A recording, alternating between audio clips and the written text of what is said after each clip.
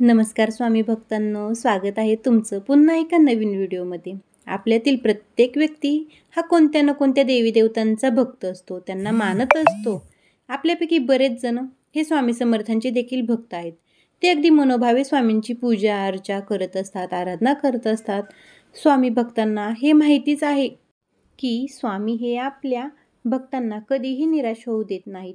त्यांच्या प्रत्येक अडचणीत ते त्यांची सुटका करत असतात. तर मित्रांनो, अनेक भक्तांना स्वामींचे अनुभव देखील आलेले आहेत. तर तसाच एक अनुभव आज आपण पाहणार आहोत. आज मी तुम्हाला एका ताईंचा मन हेलावून टाकणारा अनुभव सांगणार आहे. तो ऐकताना तुमच्याही डोळ्यात पाणी येईल, अंगावर शहारे येतील. तर हा अनुभव नक्कीच शेवटपर्यंत ऐका. स्वामी भक्तांनो, अनुभव येतात, पण आपला तेवढा विश्वासही देवांवरती हवा असतो. या स्वामी अनुभवातून बऱ्याच पीडित दुःखी व्यक्तींना त्यांच्या दुःखातून बाहेर पडण्याचा मार्ग देखील मिळतो. तसेच अनेक संकटातून बाहेर कसं पडावं हे समजून जाईल आणि लोकांना जगण्याची एक नवी दिशा आणि एक नवी आशा देखील मिळेल. तर ताईंचा अनुभव असा आहे. ताई ठाण्यात राहतात. त्या बोलतात, माझ्या आईमुळे मी स्वामी सेवेत आले.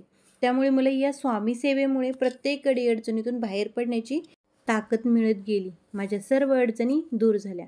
खरं तर मला स्वामी म्हणजे काय हेही माहीत नव्हतं. खरंच ताई म्हणतात, माझी काहीतरी मागच्या जन्मीची पुण्याई असेल म्हणून मी या स्वामी सेवेमध्ये आले. त्या म्हणतात, मला हे स्वामींचे हे लहान मोठे अनुभव हे सातत्याने येत राहतात. परंतु त्या ताई म्हणतात, मी आज तुम्हाला जो अनुभव सांगणार आहे हा एक दिव्य अनुभव मला आलेला आहे. त्या म्हणतात, हा अनुभव मी काहीही झालं तरी विसरू शकणार नाही. माझ्या घरी मिस्टर आणि माझा मुलगा असे आम्ही राहतो.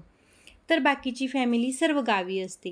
त्या ताईंचे मिस्टर जॉब करत होते, परंतु जॉबमध्ये जे काही पैसे मिळत होते त्यामध्ये आमचं काही भागत नव्हतं.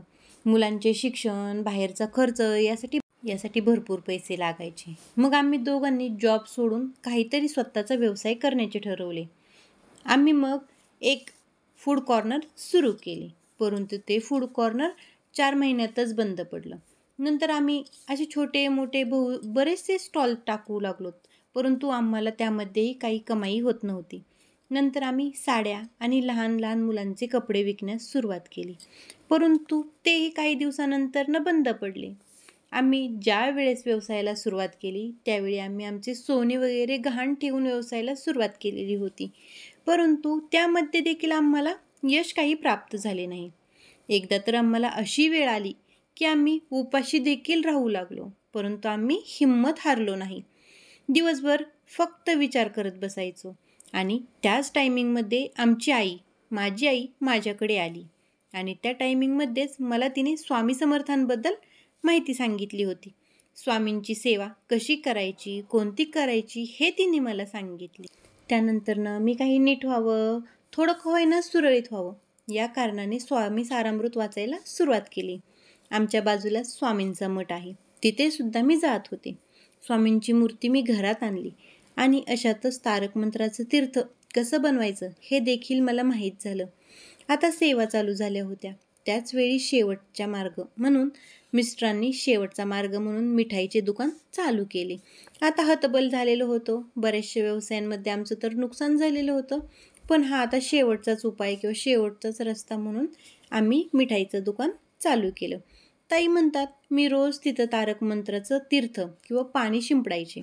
दिवसभर तारक मंत्र दुकानात लावत होते आणि ते पाणी आम्ही दोघेही प्यायचो आणि दुकानातही शिंपडायचो. खरंच त्यावेळी स्वामींनी दिव्य चमत्कार दाखवला. सुरुवात केली जिथं सतत आमचे व्यवसाय बंद पडायचे तिथं तारक मंत्राच्या पाण्याने आम्हाला यश मिळालं.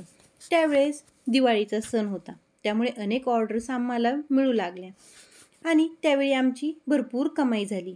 तिथून आम्ही अजून नवीन बिझनेस सुरू केले आणि आता सर्वच बिझनेसमध्ये आम्हाला यश मिळत गेले. स्वामी आयुष्यात आले आणि नशिबाची सर्व फासे बदलूनच गेले. तर स्वामी भक्त हो, किती सुंदर आणि मन हेलावून टाकणारा या ताईंचा अनुभव होता. स्वामी आपल्या भक्तांना कधीच रिकामं ठेवत नाहीत, तसंच कधीही एकटं सोडत नाहीत. त्यांच्या प्रत्येक अडीअडचणीमध्ये त्यांना स्वतःहून मार्ग दाखवतात. तर तारक मंत्राच्या तीर्थाचा अनुभव बऱ्याच प्रकारे आहे, सांगताही येत नाही कोणकोणते प्रकार मी तुम्हाला सांगावेत. तर आहे ना, तुम्ही रोज घरामध्ये तारक मंत्राचं तीर्थ बनवा. तारक मंत्राचं तीर्थ बनवायचं, ते घरातील सगळ्यांनी घ्यायचं. तुमचा नोकरी व्यवसाय ज्या ठिकाणी असेल, स्वतःचा बिझनेस असेल, त्या ठिकाणी तुम्ही हे पाणी रोजचे रोज शिंपडा. तुम्हाला चमत्कारिक अनुभव नक्कीच पाहायला भेटणार आहे. ज्या प्रकारे ह्या ताईंनी सगळी आशा सोडली होती, तरी स्वामींवरती विश्वास ठेवून शेवटचा चान्स घेतला बिझनेसच्या बाबतचा, त्यांना यश आलं. तसं तुम्हालाही नक्की येणार. तर तारक मंत्राचं तीर्थ बनवा. मुले कडकड करत असतील तर त्यांना पण हे तारक मंत्राचं तीर्थ बनवून द्या. आणि जर तुम्हाला याच्याविषयी माहिती पाहिजे नसेल, ते तीर्थ कसं बनवायचं काय, तर नक्की कमेंट करा. यावरती आपण नक्की सविस्तर आणि एकदम सोप्या पद्धतीने मी तुमच्याबरोबर माहिती शेअर करेल. आणि ती सेवा आपण चलात मग झालेली सेवा आपल्या स्वामींच्या चरणी रुजू करूयात आणि आजचा व्हिडिओ थांबवूयात. अवधूत चिंतन. श्री गुरुदेव दत्त. श्री स्वामी समर्थ.